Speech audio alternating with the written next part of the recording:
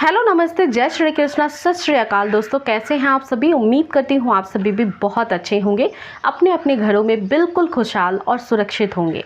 आज की जो घटना मैं सुनाने वाली हूँ ये है मध्य प्रदेश के ग्वालियर की। मध्य प्रदेश के ग्वालियर स्टेट में एक जगह लगता है जिसे टाटीपुर कहते हैं, और टाटीपुर में ही तृप्ति नगर नाम का एक जगह है जहाँ पे एक बहुत ही सभ्य परिवार रहा करता था। घर के मुखिया का नाम रविंदर दुबे था, जो कि 58 वर्ष के थे। उनकी जो पत्नी थी उनका नाम भारती दुबे था, और उनकी 2 बच्चियां और एक बेटा भी था। ये एक बहुत ही खुशहाल परिवार था। दूर दूर तक इनके इलाके में चर्चाएं हुआ करती थी, क्योंकि जो रविंदर दुबे थे वो पेशे से कलेक्ट्रेट ऑफिस में क्लर्क के जॉब पे तैनात थे। अपने जॉब से घर आना और घर का माहौल काफ़ी खुशहाल रखना, वो एक पूरे डेडिकेटेड पर्सन थे अपने फैमिली के लिए। और साथ ही साथ इलाके में भी इस बात की चर्चा होती थी कि ये बहुत ही खुशहाल परिवार है। परिवार में 2 बेटियां थी। सबसे बेटी जो बड़ी थी कृतिका, वो शादी की जब उम्र उसकी होती है तो उसके लिए रिश्ता भी काफ़ी अच्छा ढूंढा जाता है। उसकी बहुत ही अच्छे से शादी कराई जाती है। शादी बिल्कुल अच्छे से कराई जाती है। सब कुछ माहौल बहुत ही अच्छा था, खुशहाल था, परिवार भी काफ़ी संपन्न था। लेकिन जब शादी करके कृतिका अपने ससुराल जाती है तब वहाँ पे कुछ दिन तो वो काफ़ी खुशहाल रहती है, सब कुछ नॉर्मल रहता है। लेकिन कुछ दिनों के बाद कृतिका के साथ लगातार असभ्य व्यवहार होना शुरू हो जाता है।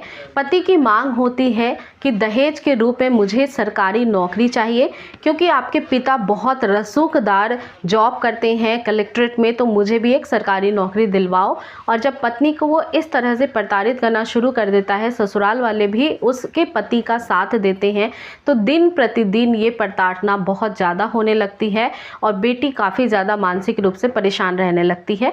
एक दिन जब उसके जो सहने की क्षमता है वो पूरी ख़त्म हो जाती है, तब वो माता पिता को फ़ोन करती है और सारी बातें बताती है। पिता और उसकी जो माता जी थी भारती, वो दोनों ही एक निर्णय लेते हैं कि अब तुम ससुराल में अपना समय मत बर्बाद करो, तो मायके आ जाओ और बच्चे के लिए अपना घर, पिता का घर अपना ही होता है। वो किसी भी दुख में रहे, परेशानी में रहे, वो पिता के पास ही जाना पसंद करती है।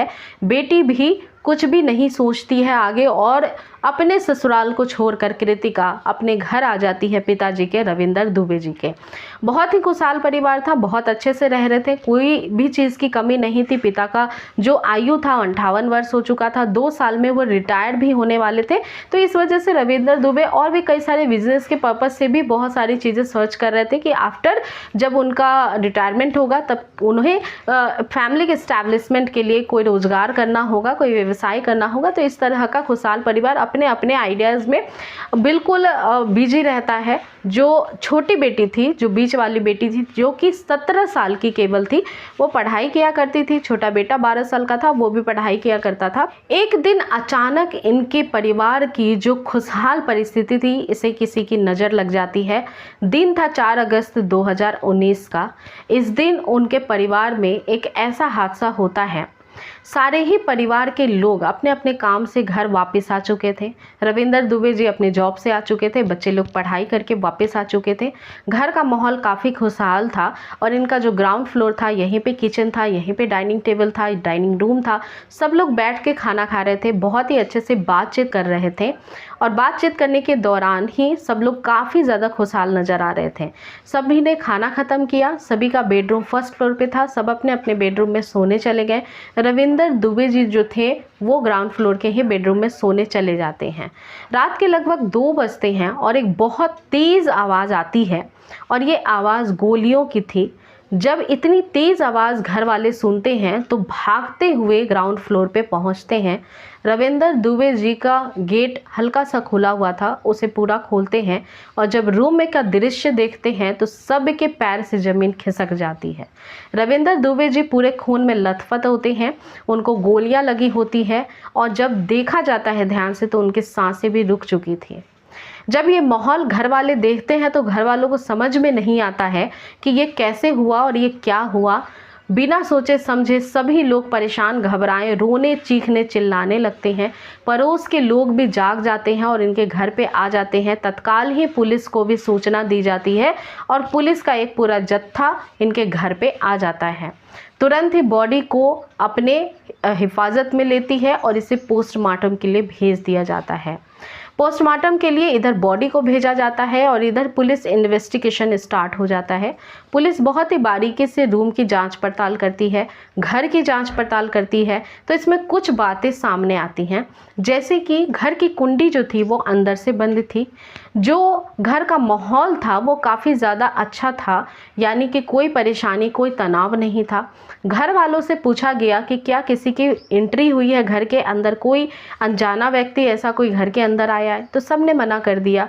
इसके अलावा किसी के चलने की, पैर की आवाज़ या भागने की आवाज़ आई हो तो इसके लिए भी सब ने मना कर दिया। पुलिस को कहीं से भी कोई भी ठोस पुख्ता सबूत नहीं मिल रहे थे और जब पोस्टमार्टम रिपोर्ट आती है तो इसमें भी क्लियरिफाई हो जाता है कि बॉडी के साथ कोई भी फोर्सफुली अटैक नहीं हुआ है, गोली काफ़ी पास से मारी गई है। तो इस वजह से पुलिस को सबसे पहला जो संदेह होता है वो यही होता है कि ये शायद सुसाइड का मामला है। लेकिन पुलिस जो है यहीं पे केस क्लोज नहीं करती है।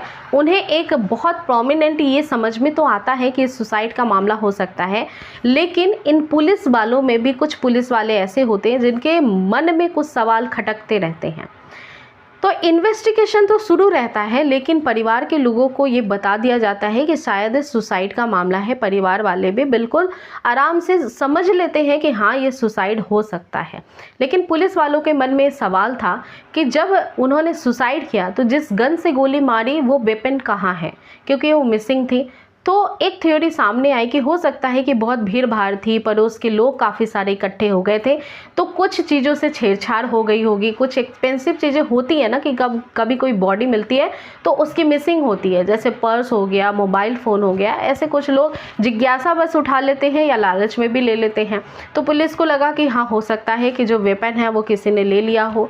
लेकिन फिर दूसरी चीज़ खटकने लग गई कि घर में कोई फोर्सफुली एंट्री नहीं हुई है, घर का लॉक अंदर से लगा हुआ था। और तीसरी बात का जब खुलासा होता है कि उनकी गोली जो है वो बहुत पास से मारी गई थी। तो ये सारी ही चीज़ें पुलिस के दिमाग में खटकती रहती है और ये सारे सवालों के जवाब पुलिस वालों को मिल नहीं रहे थे। अब पुलिस वाले जो इनके फैमिली मेंबर्स हैं इनका चिट्ठा खंगालने की कोशिश करने लगते हैं। सभी पे काफ़ी बारीकियों से नज़र डाली जाती है, ध्यान रखा जाता है और इनकी सारी चीज़ें हिस्ट्री पता करी जाती है। पहला शक जाता है सबसे पहली बेटी पे, जिसका नाम था कृतिका। कृतिका अपने ससुराल से इसी वजह से आई थी क्योंकि उसके पिताजी ने उसके ससुराल वाले के शर्तों को माना नहीं था। तो हो सकता है कि उसने अपने मोटिव को कंप्लीट करने के लिए, क्योंकि जब उसके पिताजी नहीं रहेंगे तो जायदाद में हिस्सा उसे मिल जाएगा और इससे उसके ससुराल वालों की ज़रूरतें पूरी हो जाएगी। लेकिन जब कृतिका को बहुत बारीकी से छानबीन की गई, उसके मोबाइल के लोकेशन डिटेल्स निकलवाई गई, तो कृतिका को क्लीन चिट मिल गया, उसका कोई हाथ नहीं था। अब शक पत्नी पे भी आता है। भारती जी के भी सारी ही हिस्ट्री कॉल डिटेल्स वगैरह चेक किए जाते हैं। भारती जी भी बिल्कुल ही निर्दोष होती हैं, पाई जाती हैं। अब इसके बाद पुलिस को समझ में नहीं आ रहा था कि करना क्या है, यहाँ से कौन सा स्टेप उठाया जाए और इसके पीछे क्या कारण हो सकता है। अब शक जाता है उनके घर की बेटी पे, जो कि छोटी बेटी थी 17 साल की। अब उसकी भी हिस्ट्री खंगाली जाती है कि वो कहाँ पे कोचिंग पढ़ने जाती है, ट्यूशन्स के लिए जाती है, पिताजी से कोई विवाद तो नहीं था। तो इसी इन्वेस्टिगेशन में जब उधेर-बुन में पुलिस लगी होती है तो कृतिका की जो छोटी बहन थी जो 17 साल की थी, इसका नाम मैं नहीं ले सकती हूँ क्योंकि वह नाबालिग थी, तो उसका भी जब डिटेल खंगाला जाता है, उसके दोस्तों से बात किया जाता है कि कैसी थी, नेचर वाइज कैसी थी, कैसी पढ़ाई लिखाई में, तब दोस्त लोग बताते हैं कि बाकी सब तो ठीक था, लेकिन जो ये बच्ची थी 17 साल की, इसका एक लड़के के साथ संबंध था जिसका नाम करण है और वो उससे शादी करना चाहती थी, उसके साथ घूमती रहती थी, उसका बॉयफ्रेंड था, काफ़ी लॉन्ग टाइम से रिलेशनशिप में ये थे और कृतिका के पिताजी को ये बात पसंद नहीं थी। अब यहीं से पुलिस की जो दिमाग की सुई होती है, घड़ी होती है, वो बिल्कुल आकर के इस बच्ची पे टिक जाती है और पुलिस सबसे पहले करण नाम के इस लड़के को उठा लेती है।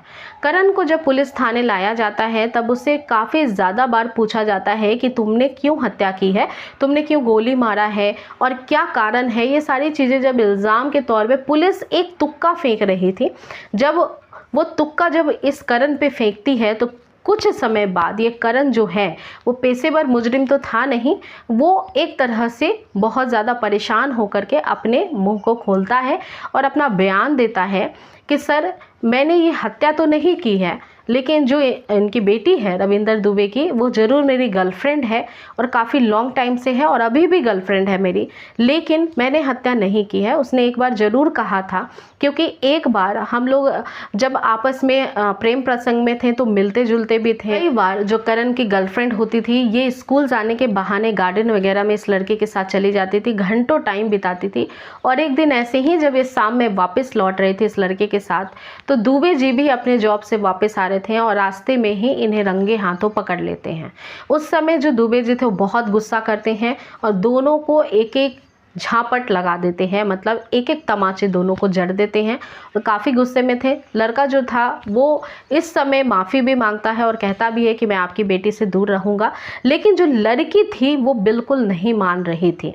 वो बार बार करण से कांटेक्ट करती थी, बार बार यही गलती करती थी और बार बार उसके पिताजी रंगे हाथों पकड़ लेते थे। इसके बाद एक दिन ये जो बच्ची होती है बहुत परेशान होकर अपने बॉयफ्रेंड को कहती है कि तुम मेरे पिताजी को मार दो, क्योंकि तुम्हारे लिए पिताजी सही नहीं सोचते हैं, तुमसे मुझे मिलने नहीं देते हैं, तुम्हें पिताजी ने जलील भी किया, मारा भी, तो तुम मेरे पिताजी को मार दो। उसके बाद हमारे दोनों के बीच में कोई भी नहीं रहेगा। इधर रविंदर दुबे जी जो इतनी सारी परेशानियों को फेस कर रहे थे वो अपने घर में कभी भी किसी को नहीं बताते थे। अब इसके बाद जो वो लड़का था करण, वो जब ऐसी बातें सुनता है अपनी गर्लफ्रेंड के मुंह से, तब वो कहता है कि तुम क्या कह रही हो, तुम पागल तो नहीं हो गई हो, किसी को मारने के लिए कह रही हो और वो भी तुम्हारे पिताजी हैं। मैं ऐसा कभी भी नहीं कर सकता हूँ और मैं ऐसा करूँगा भी नहीं।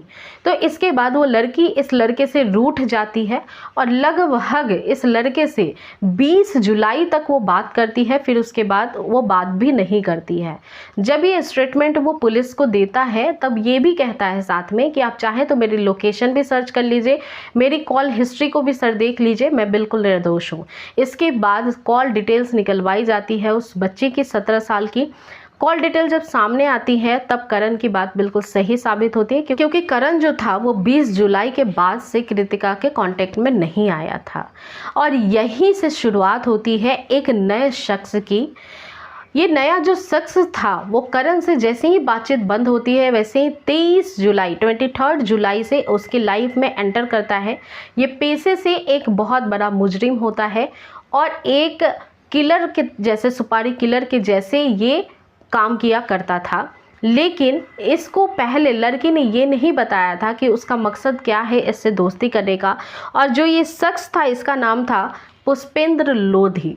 पुष्पेंद्र लोधी जो था वो पहले इस लड़की के जब कांटेक्ट में आता है तो लड़की बहुत ही अच्छे से अपने जाल में इसको फंसाती है, प्यार भरी बातें करती है, इसके गर्लफ्रेंड बनने की बातें कहने लगती है और लगभग इन दोनों की बातचीत 23 जुलाई से शुरू होकर 4 अगस्त तक डिटेल में शो हो रही थी। अब इस पुष्पेंद्र लोधी को उठाया जाता है और पुलिसिया रवैया दिखाते हुए सख्ती से पूछताछ किया जाता है। पुष्पेंद्र लोधी का ये कहना था कि ये जो लड़की है ये मुझसे बातचीत किया करती थी, मुझे इससे बात करना पसंद आता था और ये बाद में जब बातचीत हमारी आगे बढ़ी, जब मुझे ये विश्वास हो गया कि ये मुझसे प्यार करती है, तब इसने एक दिन अपना मकसद बताया था कि मेरे पिताजी इन चीज़ों को स्वीकार नहीं करते हैं कि मैं किसी लड़के से दोस्ती करूं और तुम्हें भी पसंद नहीं करेंगे, इसलिए मेरे पिताजी को रास्ते से हटा दो। जब ये पुष्पेंद्र लोधी सुनता है तो वो कहता है कि मैं एक पेशेवर सुपारी किलर हूँ, लेकिन मैं बिना पैसे के ये काम नहीं करता हूँ, मैं पैसे के लिए ये सारे काम करता हूँ। फिर लड़की के पास पैसा तो था नहीं, लड़की ने बोला कि मेरे पास पैसा तो नहीं है, लेकिन मैं तुम्हारी गर्लफ्रेंड बन सकती हूँ, मैं तुम्हारे साथ शारीरिक संबंध बना सकती हूँ, तुम जो चाहो, जैसे चाहो, जितनी बार चाहो, जो चाहो कर सकते हो, जब चाहो कर सकते हो, बस ये मेरा काम कर दो। इसके बाद जब पुष्पेंद्र लोधी इतना बड़ा ऑफर सुनता है तब वो बिल्कुल इस ऑफ़र से आकर्षित हो जाता है और इस ऑफ़र को मान लेता है। इसके बाद तारीख तय की जाती है 4 अगस्त 2019 की। इस दिन जो ये लड़की थी, इसके घर में एक डॉग था, तो डॉग को खाना के पीना देने के बाद ये छत पे जाकर बांध के आ जाती है। खाने में कुछ ऐसे नशीले पदार्थ मिक्स कर देती है जिससे सबको नींद आ जाए, लेकिन पिताजी के खाने में नशीली चीज़ों का प्रयोग नहीं करती है जिससे नींद आए, क्योंकि पोस्टमार्टम में फिर सामने आ जाएगा और उससे शक बढ़ेगा। इसके बाद जब सभी लोग खा पी कर सोने चले जाते हैं, गहरी नींद में चले जाते हैं, तब ये जो मेन गेट का दरवाज़ा है वो खोलती है और वहाँ से ये पुष्पेंद्र लोधी अंदर आता है और एक कट्टे के द्वारा इसके पिताजी पे डायरेक्टली फायरिंग करता है और तुरंत ही फिर वहाँ से निकल जाता है। सीसीटीवी कैमरे वगैरह नहीं थे घर के आसपास, इस वजह से कोई शक नहीं गया और कुंडी अंदर से उनकी बेटी ने लगाकर आराम से जाकर के सो गई। इस वजह से पुलिस को भी काफ़ी टाइम लग गया इस इन्वेस्टिगेशन में और इस केस को सुलझाने में। लेकिन जब ये कहानी सामने आई तो तमाम जो यहाँ इलाके के लोग थे, इवन इस प्रदेश के और बाहर के भी लोग जब इस कहानी को सुनते हैं तो सन्न रह जाते हैं कि एक छोटी सी लड़की किस तरह से अपने पिता की ही मौत का जाल बुन रही थी और किस तरह से उसने अपने पिता के मौत के बदले अपनी इज्जत को दांव पे लगा दी। तो कहीं ना कहीं आज के ज़माने के जो बच्चे होते हैं उनके जो मानसिक विकास है वो अलग ही लेवल पे चली जाती है। उन्हें एक सही दिशा दिखाने के समय पे बहुत ज़्यादा ज़रूरत होती है और ये लड़की जाने अनजाने ना समझी में इतनी बड़ी गलती कर बैठती है जिसकी वजह से एक पूरा परिवार उजड़ जाता है। तो आज की जो कहानी थी ये सुनाने का मकसद मेरा किसी भी व्यक्ति की भावना को ठेस पहुंचाना नहीं था, मैं बस आपको जागरूक करना चाहती थी। और अगर आपको ये कहानी से कुछ ना कुछ सबक मिला है तो ज़रूर इस कहानी को ज़्यादा से ज़्यादा शेयर करें, लाइक करें और ऐसी कहानियाँ सुनना चाहते हैं, रुचि है आपकी तो ज़रूर चैनल को सब्सक्राइब कर लीजिए। मेरा नाम पूजा है। अगली मुलाकात नई कहानी के साथ होगी, तब तक अपना और अपने परिवार का पूरा ध्यान रखिए। धन्यवाद।